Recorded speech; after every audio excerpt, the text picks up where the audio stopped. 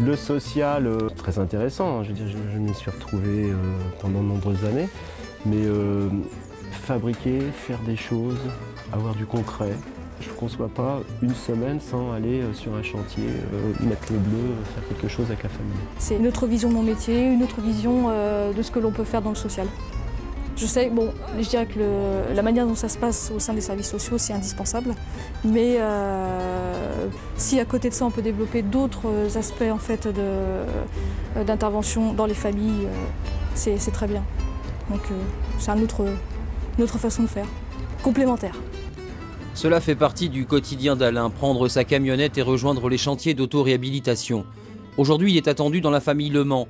Des gens du voyage sédentarisé, Henri est saisonnier agricole, Daniel s'occupe des enfants. En 1995, ils acquièrent cette maisonnette, un corps de ferme décrépit. Circuit électrique hors norme, pas d'eau chaude non plus. Voilà. 6 ans durant, Daniel fait chauffer des bassines pour laver les enfants. De l'eau. En ce moment, il fait beau, c'est agréable, je lave mon linge. Mais l'hiver, c'était resté coincé parce que c'était gelé. Voilà. Il n'y a pas de localisation. Alors dans la maison, ça va être le bonheur parce que la machine ne va pas s'arrêter. Voilà. Y a-t-il du monde? La rencontre avec Alain, à la fois travailleur social et technicien, est décisive. Changement de décor, loin de la campagne, au 4e étage d'une résidence aux Mureaux. Bonjour Madeleine. Loïs, l'animateur technique, est déjà sur le chantier. Léonie, la coordinatrice sociale, en profite pour reprendre contact avec Madeleine, la locataire. Un petit peu meilleure mine que je vous ai. La dernière fois, vous aviez l'air très fatigué. Très fatigué. Ouais. Les vacances aussi, ça m'a aidé. Les vacances sont terminées, c'est la rentrée des classes. À obtenir le redoublement. Quoi. Oui, c'est ça. L'occasion de faire le point sur la scolarité des enfants. Bien sûr, c'est mieux. C'est mieux. De l'autre côté de la cloison, Jojo, l'aîné, a décidé de jouer les peintres apprentis. Pardon? Quand tu repasses dessus. Non, il n'y a pas de problème. Tiens, tu veux essayer? Tu vas, tu fais comme ça, hop, hop. Ouais. Voilà. Faut pas trop ne pas trop, pour pas que ça goûte de trop. Depuis le début des travaux, il est aux côtés de Louis, à la fois technicien, éducateur, une sorte de grand frère. Oula. Ouais, vas-y, voilà, tu vois. Voilà, c'est bien. Voilà. Lui, c'est autre chose. Avec lui, je sais pas, on peut parler, on discute. Et en même temps, on s'amuse en faisant ça. Là, si tu rates, tu te fais pas engueuler quand même. Ouais, être fier du travail que tu auras fait, tu vas venir tes copains, tout ça, tes copines, tiens, regardez, une belle chambre, est-ce que j'ai fait, c'est très bien. Jojo, mais aussi des voisins sont venus aider. C'est aussi cela l'esprit de l'autoréhab. Le chantier n'est pas encore terminé, mais Madeleine pense déjà à faire profiter ses amis de sa toute nouvelle expérience. Je sais qu'il y aura des compatriotes ou des gens que je vais les intéresser aussi pour venir mettre la main dans la pâte, quoi. Donc ça aidera à édifier tout le monde. Aujourd'hui, c'est ma maison qui est faite. Avec l'aide des amis. Un autre jour, moi, j'irai dans d'autres maisons, aussi dans d'autres ateliers pour toujours m'enrichir. Vous allez bien? Oui. En forme? Oui. Regardez ce temps merveilleux qu'on a aujourd'hui. Rien à voir donc avec un chantier traditionnel. Ici, le père de famille, comme les enfants d'ailleurs, sont de véritables acteurs de la rénovation. Bref, implication personnelle mais aussi financière, ce sont les principes essentiels de l'auto-réhabilitation. Voilà, pour aller. De toute façon, c'est la condition même de l'animation de travaux, c'est la participation de la famille. Alors effectivement, moi j'ai eu des chantiers, oui j'ai eu des chantiers où il y a une personne seule, une femme seule, soixantaine d'années, je n'allais pas lui demander de monter sur l'échafaudage, bien évidemment. Par contre, l'implication, elle est différente. C'est au niveau des démarches administratives, c'est préparer, même nettoyer un chantier, préparer, être présent, passer un outil, il y a toujours quelque chose à faire. Ce qui pour Henri, il y a 6 mois, était inimaginable, devient aujourd'hui possible avec Alain et Gérard, son adjoint. Au-delà de l'apprentissage des gestes techniques et des petites ficelles du métier, Henri a surtout découvert qu'il était tout simplement capable de faire. On n'avait plus d'espoir d'y arriver, quoi.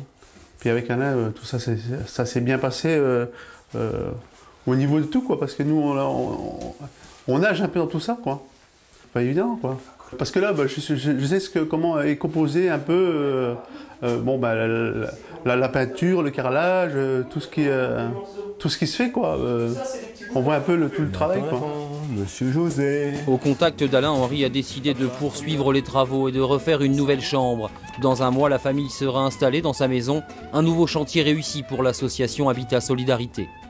Dans une commune très rurale, lorsqu'une famille est marquée par son habitat, par son histoire, par son mode de vie, le maire aussi voit cette transformation extérieurement. Et donc pour nous de montrer que telle famille qui vivait dans des conditions précaires et qui était marquée, eh bien là il y a toute une évolution. La personne change, le logement change, mais la personne change, ses relations changent. Et du coup ça se voit et le regard posé sur l'autre change aussi. Jean-Pierre, j'ai des petites photos à vous montrer. Ben oui, parce que Monsieur Le Mans, là, ça a avancé. Donc on a mis les rails placo. D'accord. Parce que finalement, les familles souvent nous disent « Oh, ben laissez, c'est pas grave s'il y a un défaut. » Au départ, le projet, c'était cuisine, salle de bain, WC. Mais en même temps, eux, ils ont continué, ils ont prolongé ce projet en disant bah, « Allons-y, on refait tout. » Et donc, ils ont été aidés. Il y a un ami qui est venu pour leur poser le carrelage. Sa sœur, Madame Le Mans, elle bricole pas mal donc pour le papier peint. Bon, elle a posé le papier peint, ils ont fait peinture et tout. Là, on renclenche un peu. Ouais. Depuis 1994, Jean-Pierre et son équipe a rénové 90 maisons rurales du Saumurois. Ce sont 90 familles qui ont repris confiance en elles. On est complet jusqu'en avril. Ouais, plein de travail. Grâce à ce concept d'auto-réhabilitation, le travailleur social entre de plein pied dans le quotidien des familles, diagnostique au plus vite les galères du quotidien. En fait, ce sont des familles pour la plupart qui ont été déjà orientées par les services sociaux. Donc ils sont déjà connus par la ville, donc pour une problématique sociale. Donc nous, moi je vais creuser. Et c'est pendant le temps des travaux, puisque je peux venir du jour au lendemain, je les appelle, elles m'accueillent sans problème, on se connaît et c'est vrai que là, il y a un côté très agréable pour eux, puisque nous, on n'intervient que pour améliorer leur logement. Retour au local de l'association. Ici, chaque semaine, en plus des 12 chantiers d'auto-réhabilitation, on organise des ateliers collectifs pour initier les habitants aux bases du bricolage, un prétexte pour recréer du lien social. La faïence. L'approche technique, en fait, nous permet aussi d'avoir l'approche sociale. C'est-à-dire qu'on rentre évidemment avec cet aspect technique, on refait un intérieur, on prend une truelle, on prend un pinceau, etc. Mais on discute avec les gens et c'est là, effectivement, je dirais, le passage du technique au social devient tout à fait possible, alors qu'il est très compliqué, effectivement. Rentrer chez les gens, rentrer dans l'intimité des gens, c'est très compliqué. Donc on rentre d'abord, avant tout, pour les aider techniquement, et puis après, on peut régler des problèmes sociaux. Parce que les gens se sentent en sécurité avec nous, se sentent bien et se livrent beaucoup plus facilement. L'auto-réhabilitation est un véritable outil d'insertion à travers la rénovation de leur habitat. Henri, Daniel, Madeleine et tous les autres ont tissé de nouveaux liens sociaux, se sont découverts une nouvelle vie, ont repris d'une certaine manière espoir.